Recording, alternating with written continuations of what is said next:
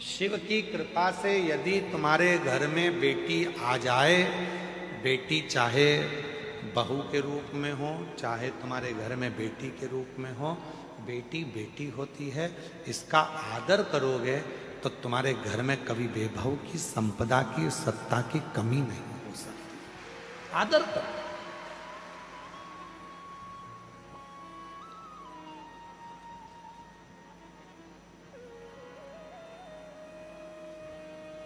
पर दक्ष प्रजापति आदर नहीं कर पाए, इसलिए उनका शीश भी कटा।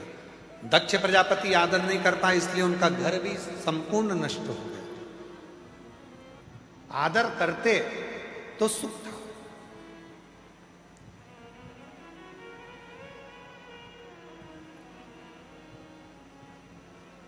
बेटी, अन्न और पानी, थोड़ा ध्यान दीजिएगा। क्या क्या चीज है, जम के बोलो। पहले नंबर पर बेटी, दूसरे नंबर पर अन्न जिसको हम पाते हैं, तीसरे नंबर पर पानी जिसको हम पीते हैं। इन तीन का आदर हमेशा होना चाहिए। आजकल बड़ी बड़ी पार्टियों में पानी की बोतल रख दी जाती है, लोग पानी पीते हैं, आधी बोतल पानी पिया और फेंक दिया। आधी बोतल पानी पिया और फेंका।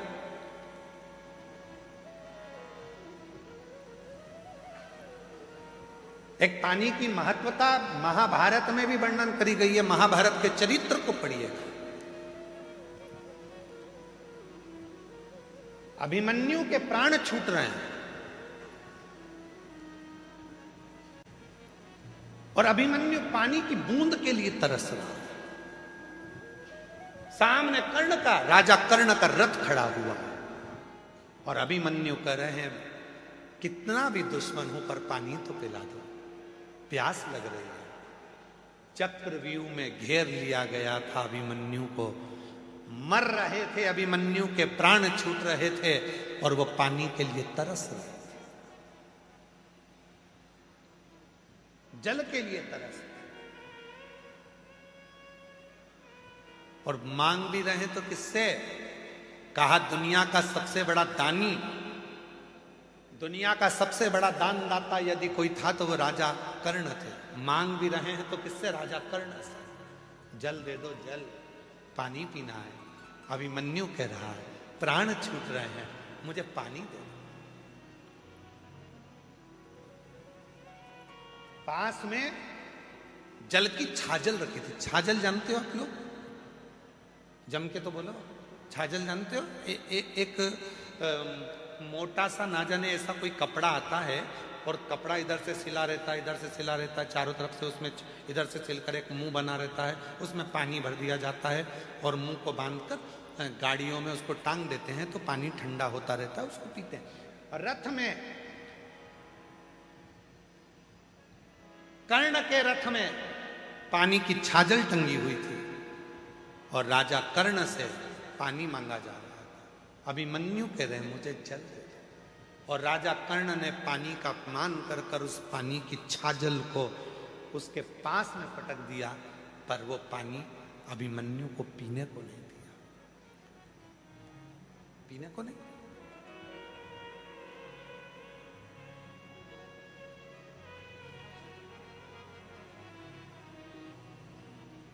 जल का अपमान किया।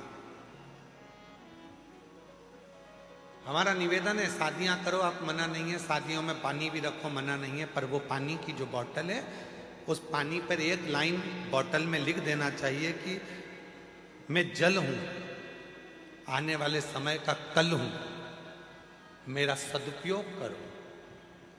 बोतल में पानी बच जाए तो जेब में रख लो, बाद में पीना। इस जल का तुम सम्मान करोगे तो आने वाला कल तुम्हारा सम्मान करो। मैं जल हूं, आने वाला कल हूं, इसका आदर तुम करोगे तो तुम्हारा भी आदर होगा, वरना समय बड़ा गलत आएगा। एक एक बूंद जल के लिए मनुष्य तरस जाए, एक एक बूंद जल के लिए मनुष्य तरस जाए। जी जियो।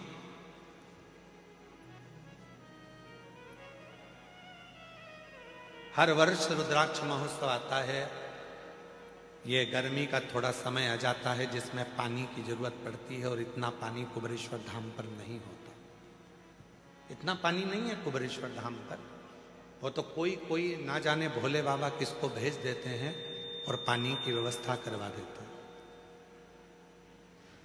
रुद्राक्ष महोत्सव चालू होने से पहले, पिछले रुद्राक्षोत्सव के पहले भी एक बहन आई थी और एक बोर कराकर चली गई थी, उससे पानी चलता रहा। पूरा रुद्राक्षोत्सव बाबा ने झेल लिया।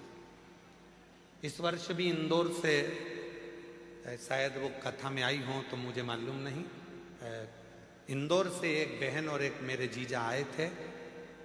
2 दिन तक यहाँ रुके और उन्होंने देखा कि पानी की बहुत ज़रूरत है, तो उन्होंने कहा कि हमको बोर लगवाना है।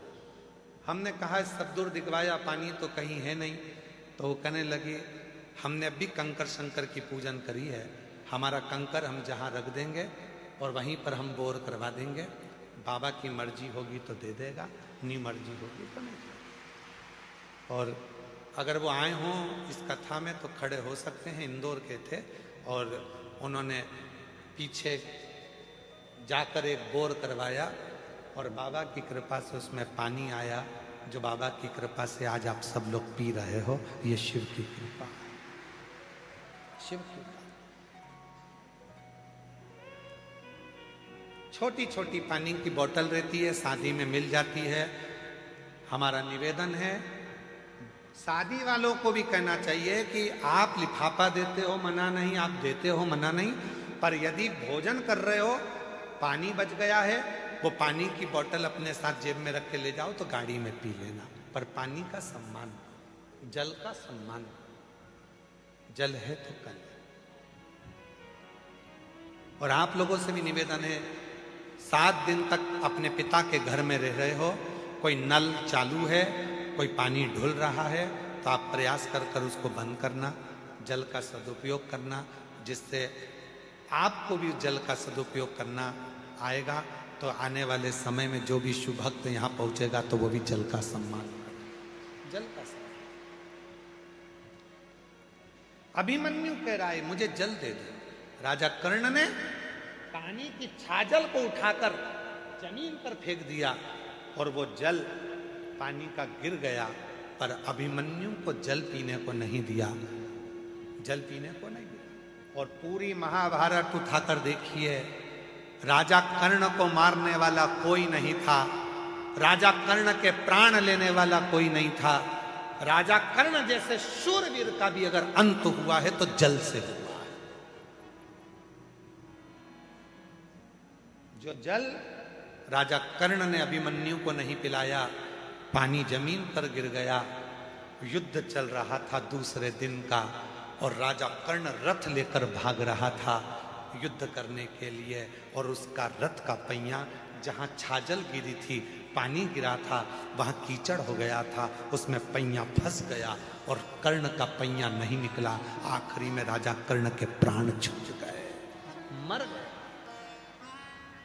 वही जल, घर की बेटी, जल और अन्न, अन्न भी उस परमात्मा की कृपा से मिला है, उसका अपमान ना किया जाए। भोजन की थाली में उतना लीजिए जितनी जरूरत है, घर में भी भोजन उतना लीजिए जितनी जरूरत है, जितना पा सकते हो। ज्यादा आ गया उसको निकाल कर एक कागज में रख लो। घर से जब गाड़ी पे निकलो, कोई भूखा मिले, तुम्हारी बची हुई 2 रोटी उस भूखे को देकर जाना, जो पेट भर कर खाएगा तो दुआ भी देगा तुमको, दुआ भी। बेटी का भी सम्मान करो, जल का भी सम्मान करो, अन्न का भी सम्मान करो, ये बहुत जरूरी है।